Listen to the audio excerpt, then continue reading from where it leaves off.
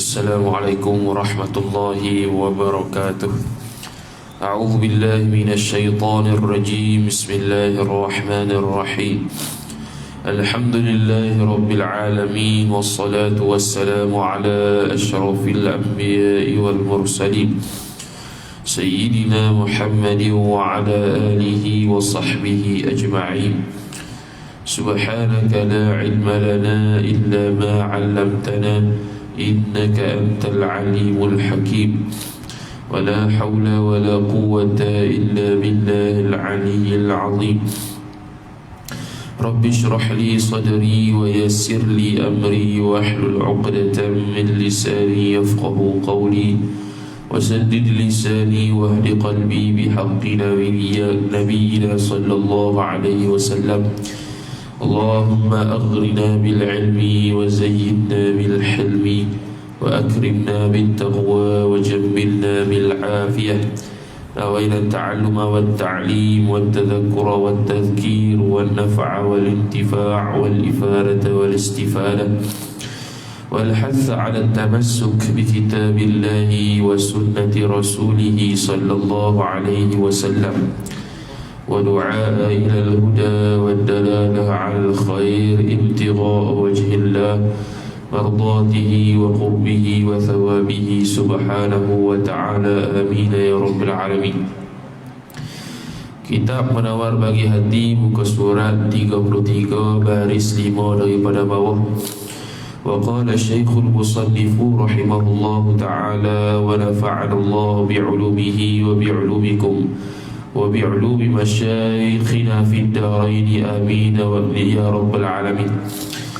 Kata pengarang Al-Syeikh Abdul Qadir bin Abdul Muttalib Al-Mandili Al-Indonesi rahimahullah ta'ala, adapun memuji maka ada padanya 6 kebinasaan. 4 kebinasaan atas yang memuji dan 2 kebinasaan atas yang dipuji. Ini sambung perbahasan berkaitan dengan puji kepada seseorang. Masih lagi dalam bab tomok berkata-kata. Bab tomok berkata-kata ni panjang sikit. Sebab apa? Sebab perkara yang keluar dari lidah kita tu banyak, maka perbahasan dia pun banyak lah. Jadi dia kata kita ni nak memuji seseorang itu ada kalanya sunat, ada kalanya haram. Sunat kita puji apabila seseorang itu, kalau kita puji dia tidak timbul riak, tidak timbul sum'ah, tidak timbul takabur, tidak timbul rasa bangga, rasa sedap, rasa kembang di balik dia tu. Itu kalau kita puji juga hukum dia ialah haram. Tapi kalau kita tu puji dia dalam keadaan dia tu tidak sedemikian, bahkan dia itu tambah untuk dia buat ibadat lagi menggalakkan dia terus buat kebaikan, maka itu sunat kita memuji. Dan walaupun sunat kita memuji, kita disunatkan juga untuk tidak memuji berlebihan. Puji sekodarnya sahaja. Sebab kalau puji berlebihan, maka yang lebih-lebih itu akan jadi dusta. Contohnya kita puji sampai tahap wali. Padahal dia tak sampai tahap wali pun, dia tahap biasa je. Puji berlebihan sampai mewalikan dia, tu jam lah. Kalau dia memang wali dah tak apa. Jadi bab memuji ni dia tidak boleh puji lebih-lebih. Nak puji lebih boleh, tapi pada Allah Ta'ala boleh ataupun pada Nabi SAW tak apalah. Nabi SAW nak puji lebih-lebih pun tak apa, asalkan tidak sampai tahap ketuhanan. Seperti mana orang Nasrani memuji Nabi Isa AS sampai tahap ketuhanan. Itu tak boleh lah, walaupun Nabi sendiri. Jadi sekarang dia nak bincang 6 kebinasaan yang berlaku ketika seseorang memuji seseorang yang lain. Maka kata musannif rahimahullah ta'ala, adapun memuji maka ada padanya pada memuji itu 6 kebinasaan. Apa dia? 4 kebinasaan atas yang memuji dan 2 kebinasaan atas yang dipuji. Jadi orang yang memuji itu lagi banyak kebinasaan berbanding orang yang dipuji. Nampak pelik tapi benar. Jadi lagu mana? Maka dia kata, maka kebinasaan yang pertama bahwasanya yang memuji itu terkadang berlebih-lebihan ia orang yang memuji pada memuji itu. Dia berlebih-lebihan pada ketika dia memuji seseorang. Ini tak boleh ni. Sebab apa? Sebab akan berlaku dusta. Maka dia kata, maka jatuh ia, yakni berlaku ia memuji yang lebih tadi ke dalam dusta, nipu. Asalnya boleh kita puji dia tahap 1 je, tiba-tiba kita puji sampai tahap 4, 5. Tak boleh lah. Itu kebinasaan atas memuji. Boleh jadi hukum dia haram, hukum dia tidak boleh di sisi syarak untuk memuji berlebih-lebihan ke atas seseorang yang lain. Nak puji lebih boleh, iaitu pada Nabi SAW ke, pada Allah Ta'ala ke, tu layak dipuji belaka tu. Okay. Kemudian yang kedua, bahawasanya terkadang menzahirkan ia seorang akan kasih akan yang dipujinya. Pada ketika tiada kasih ia seorang akan orang yang dipujinya pada batin, maka jatuh ia seorang ke dalam riya. Mana ni? Terkadang menzahirkan ia akan kasih akan yang dipujinya, pada ketika tiada kasih ia pada batin, maka jatuh ia ke dalam riya. Dia asalnya benci ke orang tu, tak suka ke orang tu, apa tau, benci kat mana? Dalam hati lah, tak ada benci kat zahir ni. Tapi zahir dia tak menunjukkan kebencian tersebut, bahkan menunjukkan pujian ke atas orang yang dia benci tadi. Tu dia panggil sebagai apa? Dia panggil sebagai riya. Riya ke mana? Iaitu dia menzahirkan pujian tersebut kepada orang itu dalam keadaan dalam hati dia tak memuji pun. Macam orang buat ibadat riya lah, dalam hati tak mau sembahyang pun, tapi sebab orang tengok dia pun sembahyang lah. Tu riya. Dia tak mau mengaji Quran pun dalam hati dia, tapi disebabkan ada orang ramai, ada orang tengok dia pun gaji lah. Padahal dalam hati tak mau gaji pun. Dalam hati tak mau pun puji dia, tapi dia zahirkan juga pujian tersebut. Dia zahirkan juga pujian tersebut supaya apa? Supaya dengan pujian itu dia dapat kawan dengan dia, dia dapat kasih dengan dia, contoh. Tapi dalam hati tak mau pun nak puji dia. Maka itu akan timbul kebinasaan pada orang yang memuji, iaitu dipanggil sebagai riya, iaitu memperzahirkan perkara yang tidak tertakluk dalam hati. Dia tak mau puji dia pun, tapi kita puji juga. Dia puji juga. Dia tak mau sembahyang pun, tapi dia sembahyang juga ikut zahir. Dia tak mau puasa pun dalam hati dia tak mau pun malah, tapi dia puasa juga sebab ada orang kata. Contoh belaka tu, tu dipanggil sebagai riya. Tu kebinasaan yang kedua yang kena ke atas orang yang memuji. Kemudian kata Musallih rahimahullahu ta'ala, yang ketiga, terkadang berkata ia seorang akan barang yang tiada diyakinkan seorang. Contoh dia seperti berkata ia seorang bahawasanya si anu adil atau warak, dan yang seumpamanya daripada yang tiada diyakinkannya seorang. Yang ketiga ialah larangan untuk memuji seseorang dalam keadaan kita ni syok, tidak yakin dia ni betul kalau layak dipuji. Contoh kita tengok seorang tu pakai sorban elok, kita pun nak puji warak ke alik gedak, takut dia ni bukan orang alik. Takut dia orang biasa-biasa je, cuma pakaian tu pakaian ulama. Yang pakai sorban sampailah 300 tingkat, jubah dia 100 helai tebal. Lepas tu pakai ridak pula, lilit tekuk. Ni ulama besar ni, tapi aku tak yakin dia ni ulama. Nampak macam orang biasa. Bukannya ulama yang macam orang biasa dah, memang orang biasa sungguh lah. Mana di situ ketika itu kita tak yakin dia ni betul ke alik, dia betul ke warak. Lepas tu kita puji juga. Kita puji perkara yang kita syok atas dia. Tu tak boleh juga. Tu kebinasaan atas kita. Sebab apa? Sebab kita sudah memuji benda yang tak patut dipuji. Makhluk yang tak patut dipuji kita pergi puji pula, padahal kita tak yakin dia bersifat dengan sifat yang perlu dipuji. Jadi kita nak puji seseorang itu mestilah dalam keadaan yakin dia itu berhak dipuji. Dalam keadaan yakin dia itu bersifat dengan sifat yang perlu dipuji, baru kita boleh puji. Kalau kita tak tahu ataupun syok ataupun tak yakin, waham, maka kita tak bolehlah dan tak perlulah puji orang tu. tak jadi dosa, tak jadi kafir pun kalau tak puji dia. Jadi kena puji ni, kena gaji juga buat puji. Supaya apa? Supaya terbimbing cara nak memuji orang. Tu. Maka kata Musannif rahimahullahu ta'ala, maka adalah ia seorang berkata-kata dengan ketiadaan aturan, dengan ketiadaan tu, tak ikut tuntunan syarak. Syarak suruh dia itu memuji dalam keadaan dia itu tidak memuji berlebihan. Dia memuji dalam keadaan seseorang itu menzahirkan kepujian dia tanpa dia nak puji dalam hati. Kalau hati tak mau puji pun, dia nak zahirkan juga kepujian tu. Itu riya. Jadi hasilnya dia akan memuji dalam keadaan tidak ada aturan syarak pada dia.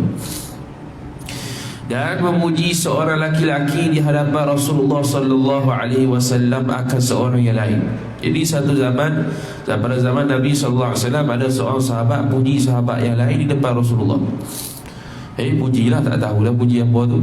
Maka bersabda Nabi sallallahu alaihi wasallam, di rawahu Syaikhan, hadis riwayat Bukhari dan Muslim. Dia kata, waihaka qata'ta 'unuqa sahibika.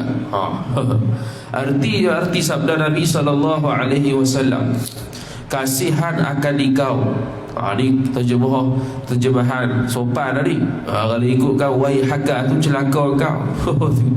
Celaka tu. Ini kasihan akan dikau, telah engkau potong leher kawan kau. Kalau ikut waihaka tu celaka kamu telah memotong leher kawan kau. Maknanya bunuh dia. Sebab apa? Sebab kita kalau puji dalam keadaan tidak berada dalam pujian yang ditentukan oleh syarak, maka kita silap dalam memuji. Bila silap dalam memuji, kita orang yang dipuji itu sepatutnya tak berhak mendapat pujian. Kita puji dia, maksudnya seolah-olah kita sudah membunuh dia. Dari sudut dia akan berasa hebat dengan pujian tu. Contoh kawan tu orang jahil, kita kata dia ahli sungguh. Pujian tersebut telah menyembelihkan, telah memotongkan leher dia. Kerana apa? Kerana kita telah memuji benda yang tak sepatutnya, dan dia pun perasan dia pun ahli.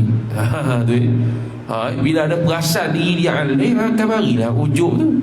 Kita seolah-olah memberikan dosa pada orang pula. Itulah yang menyebabkan kita ni, Allah Rasulullah sallallahu alaihi wasallam pada betul dia mengumpamakan orang yang memuji seseorang itu tadi seolah-olah dia telah memotong dan memegang leher kawan dia. Sebab apa? Sebab dia membawa kawan dia itu ke arah kebinasaan dari sudut perasan tentang pujian tersebut, dalam keadaan dia tu tak layak dapat pujian tersebut. Jadi sebab itu kita kena yakin bahawasanya orang itu berhak dipuji. Bukannya kita syok, kita berasa-berasa je, rasa suka nak puji. Puji ni benda yang halus dalam hati, yang boleh orang tu boleh jadi riak, boleh jadi sub'ah, boleh jadi takabur, boleh laku. Habis. Kemudian yang keempat, bahawasanya yang memuji itu menjadikan ia orang yang memuji akan yang dipuji je. Itu suka cinta, rasa suka. Kita bila memuji seseorang, kita menyebabkan orang yang dipuji itu berasa suka. Memanglah tak ada orang tak suka pujian. Itu tahap orang yang biasa-biasa, uruf ataupun adat. Tapi kalau orang belajar tasawuf dan dia beriman, dia itu beramal dengan tasawuf, maka puji dengan keji itu sama saja. Tak berat, tak ringan. Kalau ikut adat manusia, bila orang puji kita suka lah. Bila orang keji kita marah lah. Itu adat kita. Tapi kalau orang belajar tasawuf dan dia beramal tasawuf, puji dengan keji itu sama. Jadi bila dia anggap puji dan keji itu sama saja, maka dia tidak menuntut untuk orang puji dia, dan bila orang keji dia pun tak ada masalah. Sebab berasa dia ni berhak dikeji, bukan dipuji. Sampai tahap gitu, kemah. Memang kita kena sampai tahap gitu pun.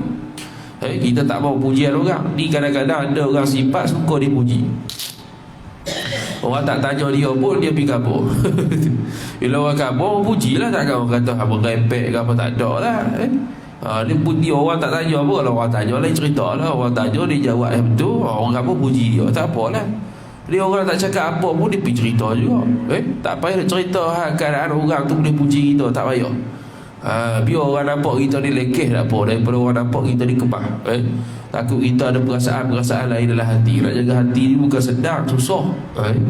Nak jaga diri kita daripada riak, sub'ah, takabur. Oi, payah. Bila dapat tu payah nak tolak. Bila berasa tu payah dah nak tolak rasa tu. Sebab tu kena jaga selalu. Kena jaga. Jangan suka dipuji orang. Tak puji orang pun tak apa. Tidak dipuji orang langsung pun tak apa. Biarlah orang keji nampak kita lekeh, tapi pada hakikat dia Allah Ta'ala yang tahu, para malaikat penduduk langit tahu kita ni orang yang berhak dipuji. Tak apa. Kemudian kata Musallih rahimahullahu ta'ala, dan terkadang adalah yang dipuji itu orang yang zalim. Jadi sekarang ni orang yang memuji kepada orang yang dipuji akan memasukkan orang yang dipuji itu suka, berasa suka dengan kemujian. Kadang-kadang kita yang memuji seseorang itu ialah orang yang zalim. Jadi zalim dia umumlah, zalim terhadap diri sendiri ke, zalim terhadap keluarga ke, zalim terhadap negara ke, zalim terhadap masyarakat ke. Zalim paling kecil sekali, zalim yang paling kecil sekali ialah zalim terhadap diri sendirilah, iaitu dosa. Itu ya. Ya, bagi dengan dosa tersebut kita berzalimkan diri sendiri, kerana dengan dosa tersebut akan membuatkan kita tercampak ke neraka Allah Subhanahu Wa Taala. Itu makna kita sudah menzalimi diri kita sendiri. Kalau kita berzalimi orang lain, makna kita buat daya ke orang lah. Itu ya. Buat daya ke orang dari sudut maruah ke, dari sudut harta ke, itu dari sudut orang lain. Kalau masyarakat, kalau kita jadi pemimpin yang zalim, kalau negara apatah lagi, sama lah. Menyebabkan kita ni dipanggil sebagai orang yang zalim. Kita mengambil hak orang lain. Sepatutnya orang tu dapat hak begitu, kita pusing, kita twist sehingga dia tak dapat hak tersebut. Tu dia panggil zalim. Jadi ada kalanya orang yang kita puji tu orang zalim. Tak boleh orang zalim kita puji. Orang zalim kita hormat pun tak boleh juga. Dah buat lebih kurang, tak boleh, sebab dia zalim. Lepas tu, maka berdosa ia seorang tadi dengan sebab memasukkan sukacita ke dalam hati orang zalim. Tak boleh, hukum dia haram. Kita puji orang fasik tu zalim dah, zalim terhadap diri sendiri. Kita memuji sehinggalah orang fasik ataupun zalim tadi berasa syok dengan pujian tersebut. Itu hukum dia haram. Kita yang haram. Dia tak apalah yang dia dosa dah. Dia memang dah orang zalim dah, tak bertaubat. Dia orang fasik dah, tak bertaubat lagi. Kita tak berapa nak fasik mana ni, orang soleh lagi, patah lagi alim, kita puji pula dia sehingga memasukkan dia tu rasa suka bila dipuji. Itu hukum dia haram, dosa kita. Wajib bertaubat pula kita ni. Nampak macam puji tu elok belaka, tak ada hak dosa. Tiba-tiba ada juga puji-pujian yang terhadap orang lain tu bila disebut akan menjadi dosa. Iaitu salah satunya memuji orang yang zalim. Kemudian kata Musallih rahimahullahu ta'ala, sabda Nabi sallallahu alaihi wasallam, hadis dari riwayat rawahu Ibnu Abi Dunya fi Sabti wal Baihaqi fi Syu'abi bin hadis Anas. Dia kata apa tadi? Inna Allah yaghdabu idza mudihal fasiqu. Ringkas ya. Arti sabda Nabi sallallahu alaihi wasallam bahwasanya Allah Ta'ala sungguhnya Allah Ta'ala marah ya Allah apabila dipuji akan orang yang fasik. Dah kata ni kata zalim ni fasik pula, sama lah. Fasik tu zalim terhadap diri sendiri. Kalau zalim lagi luas lagi. Kalau terhadap orang lain bagi zalim, terhadap diri sendiri bagi zalim, terhadap masyarakat bagi zalim, terhadap negara bagi zalim mereka. Jadi Allah Ta'ala sangat marah. Marah ni bukan perasaan, makna murka. Allah Ta'ala akan mencantikkan dia sebagai dosa. Marah-marah ni kalau ikut kita perasaan, Allah Ta'ala maha suci dari perasaan, kerana perasaan itu makhluk. Laisa kamitslihi syai'. Allah Ta'ala tak serupa dengan makhluk. Jadi tak boleh kita takdirkan ataupun kita anggapkan marah itu sebagai suatu perasaan. Kan itu suatu kemurkaan Allah Subhanahu Wa Ta'ala yang boleh menjahannamkan kita ke dalam api neraka Allah Subhanahu Wa Ta'ala. Wal iyad billah. Kemudian kata Musannif rahimahullah ta'ala, dan berkata Al-Hasan sini Al-Hasanul Basri. Biasanya begitulah. Al-Hasan situ Al-Hasanul Basri, tak ada Hasan lain. Kalau nak kata cucu Nabi SAW, dia akan sebut Sayyidina Al-Hasan. Itu. Kalau sebut Al-Hasan saja, Al-Hasanul Basri, seorang tabi'in, dia murid kepada sahabat Nabi SAW. Banyaklah, antaranya Sayyidina Ali bin Abi Talib radhiyallahu ta'ala anhu wa karramallahu wajhah wa alaihi salam. Itu antara salah satu daripada murid pada waktu Sayyidina Ali bin Abi Talib, iaitu Sayyidina Al-Hasan Al-Basri. Dan beliau ialah mujtahid mutlak pada zaman dia. Zaman dia ada banyak mujtahid mutlak lah, cuma mazhab dia tak sampai kepada kita. Yang sampai kepada kita mazhab 4 saja: Syafi'i, Maliki, Hanbali, Hanafi. Hal lain tak sampai. Mujtahid mutlak bukan 4 dia. Mujtahid mutlak beratus-ratus. Tapi Allah Ta'ala pelihara sampai akhir kiamat ialah 4 mazhab sahaja: Syafi'i, Hanbali, Maliki, Hanafi. Baik. Rahimahullahu ta'ala, dia kata, barang siapa berdoa ia barang siapa bagi orang yang fasik dengan berkekalan hidup, maka sungguhnya telah kasih ia barang siapa bahawa dikerjakan maksiat Allah Subhanahu wa ta'ala. Itu selalu kita dengar kaedah ar-ridha bil ma'siyati ma'siyatun war ridha bil kufri kufrun. Ridha dengan maksiat itu maksiat, ridha dengan kufur itu kufur. Jadi apabila seseorang berdoa kepada orang fasik, doa hidup panjang umur. Panjang umur itu secara umum lah, tak kata supaya panjang umur dia dapat taubat ke tak. Dia suka, dia berasa suka nak doa kepada orang yang fasik ni supaya dia ni berkekalan hidup dalam keadaan kefasikan dia. Maka seolah-olah dia telah suka untuk buat maksiat.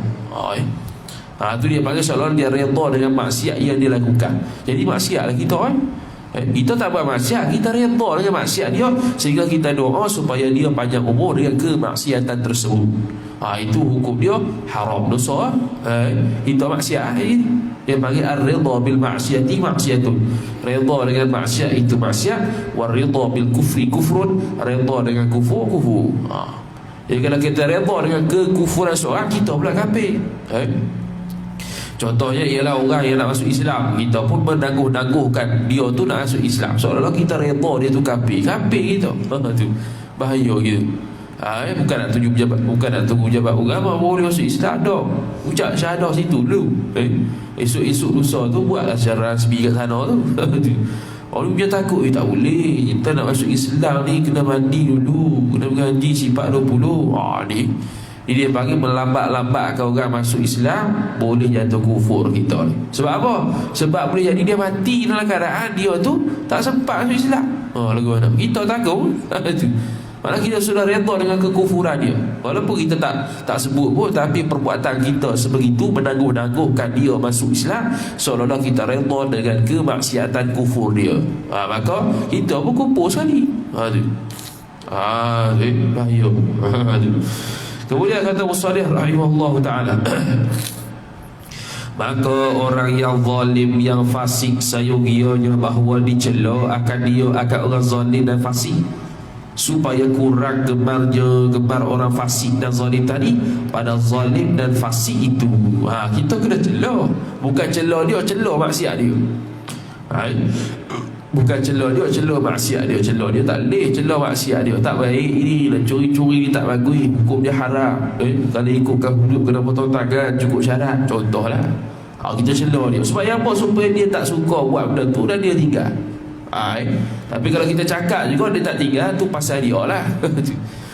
Jadi contoh, kita ni tak boleh puji orang zalim, tak boleh puji orang fasik, bahkan kena cela perbuatan kefasikan dan kezaliman yang dia buat.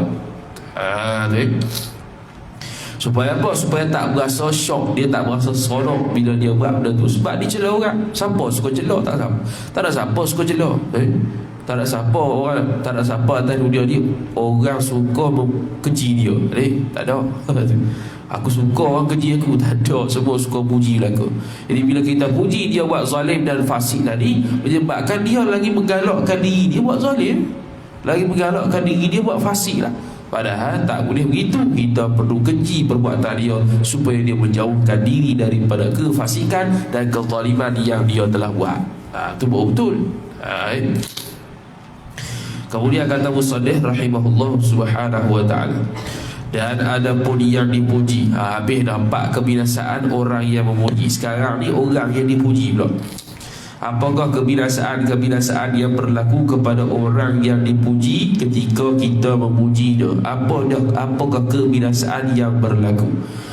Maka kata dia kata, dan ada pun yang dipuji, maka salah satu daripada dua kebinasaan itu bahawa terjadi padanya pada orang yang dipuji itu takabur. Allah. Apa takabur? Takabburan. Sombong. Berasa besar lah. Jadi jangan kita dipupuk dalam hati supaya suka orang puji kita, sebab akan lahir dia takabur, berasa kita hebat pada orang. Itu bahaya tu. Biarlah orang tak puji kita, kita puji orang tak apa, jangan orang puji kita. Dapat kaedah lagu tu dalam hati, dalam diri, bagus. Orang tak puji kita tak apa, asalkan kita puji orang tak apa. Orang nak keji kita tak apa, jangan kita keji orang sudah. Tu ya. Orang keji kita tak apa, asal jangan kita keji orang. Orang jangan puji kita, asalkan kita puji orang tak apa, asalkan jangan puji kita. Dah buat kaedah begitulah hati dalam diri kita. Baru tenang hidup. Orang keji pun tak ada masalah, orang puji ada masalah. Tu pelik kawan ni. Orang puji dia rasa bermasalah. Tapi kalau orang keji dia rasa relax. Tu ya tak. Tapi kalau orang dia memuji orang lain, dia berasa seronok, sebab dia bukan dipuji, tapi dia yang memuji. Kalau orang lain celah dia, tak apalah, jangan kita celah dia sudah. Boleh itu. Itulah dia panggil tasawuf ni. Sedang nak belajar, nak amal payah. Nak amal payah. Bukan nak beramal juga. Dia pernah bagi hati level 1 baru kata nak jadi wali. Gaji tasawuf nak jadi wali belakang, nak jadi wali di step dia. Tambah-tambah kena hak bebas hak dia dulu. Kemudian kata Musannif rahimahullahu ta'ala, dia kata apa? Takabur dan ujub. Ujub berasa diri hebat. Itu ujub. Tak ada orang pun depan dia berasa bagus. Kalau ada depan orang, kalau depan dia tu ada orang, dia panggil riak. Kalau takabur ni, dia hina orang lain, dia berasa dia bagus dan dia benar lengkeh pada orang. Kalau ujub ni tak ada orang pun depan dia, tapi dia berasa hebat. Ni pun sama juga. Nampak macam tak ada masalah dah sebab tak ada depan orang, tapi berasa diri hebat. Tu bahaya, tu ujub. Yang mana bermula kedua-duanya, takabur dan ujub itu sebab bagi binasa, yakni binasa pada diri seseorang. Sama ada binasa itu menyebabkan dia itu jadi dosa yang boleh menyebabkan dia masuk ke dalam neraka Allah Subhanahu wa taala, wal iyad billah, ataupun menyebabkan hasil pahala yang dia buat ibadat itu akan terhapus. Itu semua dipanggil sebagai perkara-perkara dosa. Cumanya Al-Imam As-Sawi rahimahullah ta'ala sebut, kalau seseorang itu ujub tidak akan menghilangkan pahala ibadat dia, tapi kalau riak akan menghilangkan pahala ibadat dia. Sebab apa? Sebab riak itu akan berlaku ketika dia buat ibadat. Riak itu akan timbul ketika kita buat ibadat. Maka bila kita buat ibadat dalam keadaan kita menduakan Allah Ta'ala dengan pertamanya lillahi ta'ala, yang keduanya supaya orang tengok. Itu syirik situ lah. Syirik khafi dia panggil, syirik tersembunyi. Maka dia hilang pahala. Sah tapi hilang pahala. Tapi kalau ujub ni berlaku selepas buat ibadat. Bila selepas buat ibadat, maka dia tidak tertakluk pada ibadat, dia dosa juga, cuma tidak menghilangkan pahala ibadat orang tersebut. Itu kata Imam As-Sawi dalam Hasyiatus Sawi ala Jawharatit Tauhid. Itu beza antara ujub dan riya. Walau bagaimanapun kita jauh dulu lah. Itu dari sudut hilang pahala ibadat ke tidak je, bukan suruh buat kalau tak hilang tu. Habis. Kemudian kata Musannif rahimahullahu ta'ala, Kerana inilah, kerana kata dosa riak dan takabur itu menjadi sebab bagi binasa, sabda Nabi sallallahu alaihi wasallam, qata'ta 'unuka sahibika. Tadi itulah artinya telah memotong engkau akan leher kawan engkau. Yang ini menyebabkan dia itu jadi takabur, menyebabkan dia itu jadi ujub. Itu kebinasaan pada orang yang dipuji. Jadi kita seolah-olah mendermakan dosa maksiat pada dia pula. Dosa maksiat, ujub dan juga takabur ni bukan zahir macam curi zina ni, tapi dalam hati. Okay. Dan yang keduanya, bahawa sukacita ia seorang dengan dia dengan puji. Bila orang puji seseorang lain, orang yang dia puji ni berasa suka bila nak dipuji. Dia ada sifat suka dipuji pula. Tu tak boleh. Tu tak elok. Jadi kalau kita memuji seseorang, antara kebinasaan yang didapati oleh orang yang dia puji ialah dia berasa nak dipuji orang pula. Nampak rekeh je puji, tapi boleh menyebabkan kebinasaan. Suka pujian orang itu pun sifat mazmumah, sifat buruk dalam hati. Suka dipuji orang, bahaya tu. Habis. Kemudian kata Musannif rahimahullahu ta'ala, maka lemah ia seorang daripada mengerjakan ibadat, dan redha ia seorang daripada dirinya. Bila dia suka cita dengan pujian tersebut, maka dia akan lemah ibadat, sebab dia nak tuntut pujian orang sahaja. Bila nak tuntut pujian orang saja, ibadat kurang, sebab dia kurang memperhatikan terhadap Allah Ta'ala, ibadat dia terhadap Allah Ta'ala. Bahkan dia fokus dalam diri dia untuk dapat pujian orang lain. Wal'iyadzubillah. Tu. Jadi bila dia fokus hati dia untuk dapat pujian orang lain, sebab orang nak puji dia siapa, dia tu kurang ibadat. Susah nak ibadat. Nak ibadat ni tak mau jadi, tak mau dapat puji orang, tak boleh dapat puji orang pun ibadat-ibadat ni. Lillahi ta'ala. Tak boleh nak tunjuk ke orang, tak boleh berasa diri dia bagus. Jadi kurang ibadat kalau dia suka pujian orang. Tapi kalau dia tak suka pujian orang, memang ibadat dia itu lillahi ta'ala, mudah. Dan bila lillahi ta'ala, dia dapat kemanisan ibadat, dia akan buat lebih ibadat. Kita nak kemanisan ibadat tu, ibadat tu bukan sembahyang puasa saja, mengaji pun ibadat juga. Ni mengaji Allah bori. Bori tu makna tak suka ibadat ngaji. Kamu bori, bayang tarawih buat 8 dah lah, buat 20 rimah. Dia berasa rimah contoh. Jam lagu tu tak boleh tu lemah dalam buat ibadat. Tu. Kemudian kata Musannif rahimahullah ta'ala, habis. Ada puji kesejahtera yang memuji dan yang puji daripada kebinasaan, maka tiada dilarang memuji itu. Kalau bebas daripada keenam tu, dengan makna kalau kita puji dia, dia tidak takabur, dia tidak berasa ujub. Bila kita puji dia, dia tak berasa suka pun nak pujian tu. Bila kita puji dia, kita tidak riak dalam pujian tersebut. Bila kita puji dia, kita tidak puji berlebihan. Bila kita puji dia, kita puji dalam keadaan yakin dia berhak dipuji. Macam tadi itulah 6 tu. Maka pujian tersebut dipuji oleh syarak. Jadi syarat-syarat untuk kita boleh memuji seseorang lain ada 6 tu. Sebab 6 tu kalau tak dipenuhi, akan terjadinya kebinasaan, sama ada pada orang yang memuji atau orang yang dipuji. Tu Kemudian kata Musannif rahimahullahu ta'ala, bahkan terkadang adalah ia puji itu sunat. Bukan setakat dilarang, bahkan sunat. Bukan setakat dianjurkan syarak, bahkan harus, bahkan sunat. Sabda Nabi sallallahu alaihi wasallam, "Law wuzina imanu Abi Bakrin bi imanil alamin la rajaha." Di hadis riwayat rawahu al-Baihaqi mauqufan ala Umar radhiyallahu ta'ala. Di hadis mauquf.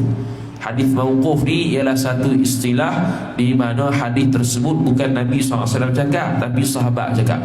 Qala Umar bin Khattab contohnya. Kalau berkata oleh Imam, bukan silap. Betul lah, sahabat yang cakap. Sahabat yang cakap ini dia panggil hadis mauquf. Itu terhenti sanadnya kepada sahabat sahaja.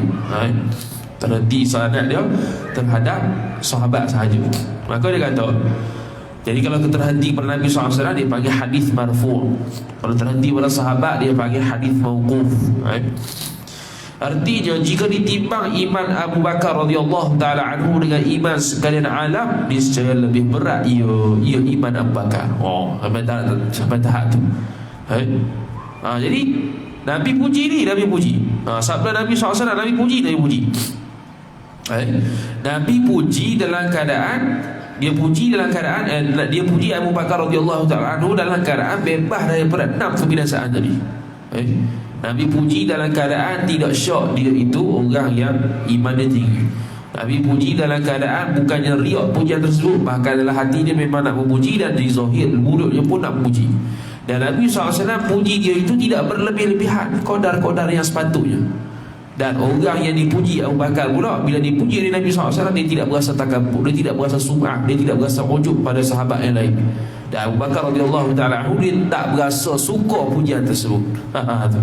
Jadi boleh, tak ada masalah. Ini contoh Nabi SAW, dia itu memuji sahabat dia yang bernama Abu Bakar As-Siddiq radhiyallahu ta'ala anhu. Dan bersabda Nabi SAW, ini riwayat rawahu Abu Mansur Ad-Dailami fi Musnadil Firdaus, wa huwa hadithul munkar. Tapi ini hadis munkar lah, hadis yang dhaif. Wal ma'rufu hadithu Uqaybah bin Amir radhiyallahu ta'ala anhu, law kana ba'di nabiyyun lakana Umar bin Khattab, rawahu Tirmidzi wa hasanahu. Kita tengok dulu hadis dia. Law lam ub'ath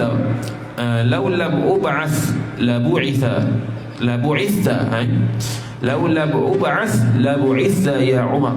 Artinya jika tiada dibangkitkan akan aku, yakni jikalau aku ni tak jadi nabi, maka jadi pesuruh. Maksudnya jika tiada dibangkitkan akan aku jadi pesuruh, jadi rasul, niscaya dibangkitkan akan engkau hai Umar. Dia sama macam taklid bawah tu. Dia kata hadis riwayat ni hadis munkar, tapi ada hadis lain daripada Uqaybah bin Amir, dan hadisnya hadis hasan riwayat Imam Tirmizi. Dia kata lau kana ba'di nabiyyun, jikalau selepas pada aku itu ada nabi, lakana Umar bin Khattab radhiyallahu ta'ala anhu, niscaya nabi tersebut ialah Umar bin Khattab radhiyallahu ta'ala anhu. Ini puji terhadap Sayyidina Umar bin Khattab pula. Jadi puji kepada Sayyidina Umar bin Khattab dalam keadaan Umar bin Khattab tidak mahu dipuji, tidak suka untuk pujian tersebut. Dalam keadaan Umar bin Khattab tidak berasa takabur dan ujub pada sahabat yang lain. Dalam keadaan Rasulullah SAW puji qadar dia.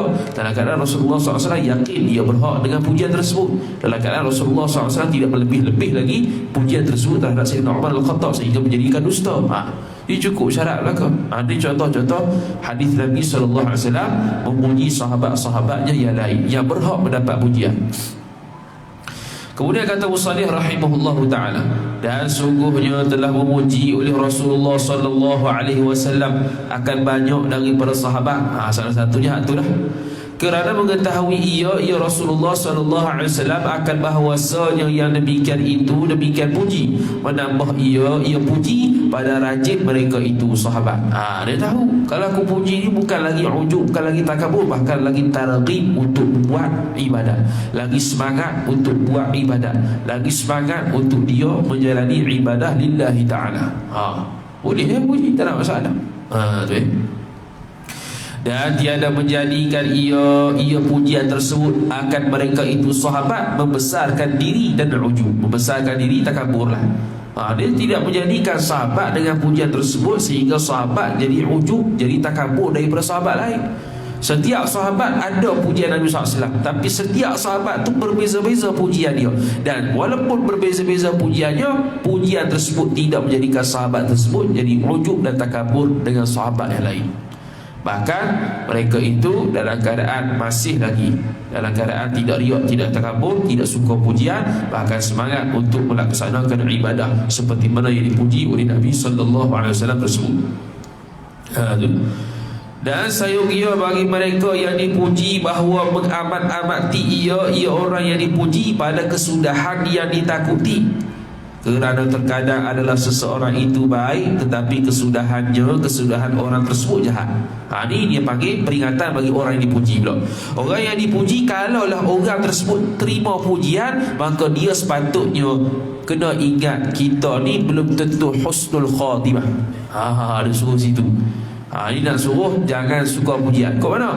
Kita ingat kita ni mati tak tahu mati dalam keadaan baik ke buruk. Jadi kalau aku terima pujian tersebut, telan bulat-bulat pujian tersebut, suka pula pujian tersebut, oi, jangan rasa bangga lagi. Sebab belum tentu pujian tersebut boleh menyebabkan aku husnul khatimah, penutup yang baik ketika mati. Boleh jadi aku jadi jahat.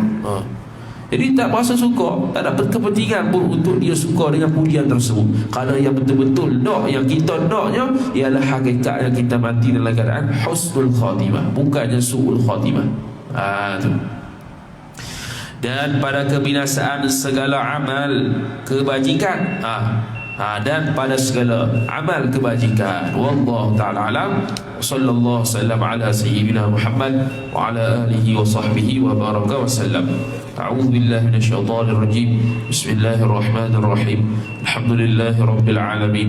Wassalatu wassalamu ala asyrafil anbiya'i wal mursalin sayyidina Muhammad wa ala alihi wa sahbihi ajma'in. Allahumma zidna ilma warzuqna fahma. Allahumma zidna ilma warzuqna fahma. Allahumma zidna ilma warzuqna fahma. Wa sallallahu wa sallam ala sayyidina Muhammad wa ala alihi wa sahbihi wa baraka wa sallam. Walhamdulillahi rabbil alamin. Wassalamu alaikum warahmatullahi wabarakatuh.